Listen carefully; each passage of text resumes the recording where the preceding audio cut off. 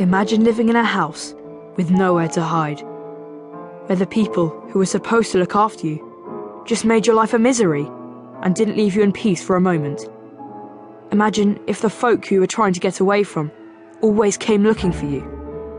If you imagine those things, you imagine me.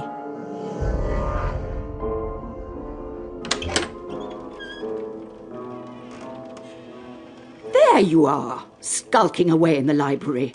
You shouldn't be in here unsupervised. There are things in this library you aren't supposed to see.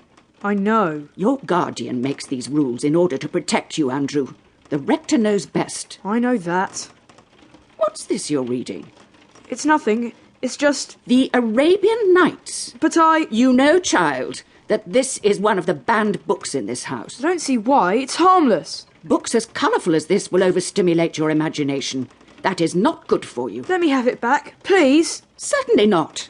You'll come with me. Your guardian is waiting for you. He must hear of this. I watched the wicked old woman climb the library steps to put my book back on the topmost shelf, too high for me to ever reach again. Part of me longed to push her off those steps while she stretched and to send her spinning to the floor. Perhaps I could break the old monster's crooked back. But instead, I merely stood there, feeling lost and hopeless, my mind still spinning with the glorious, magical tales of the Arabian Nights. She was right about one thing, my nursemaid.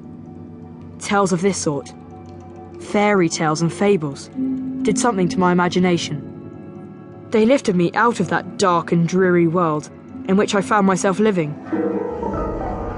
They made me forget I was a powerless orphan of 13, trapped in the rectory in a village called Hexford, deep in the English countryside.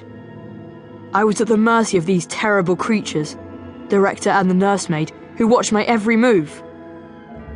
And not even my imagination was free.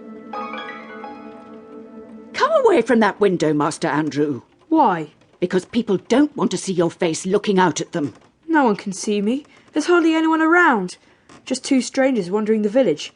They didn't even notice me watching them. Nevertheless, your guardian won't want to hear about you pressing yourself against the windows, looking like a prisoner. He doesn't like me to do anything. What was that, young man?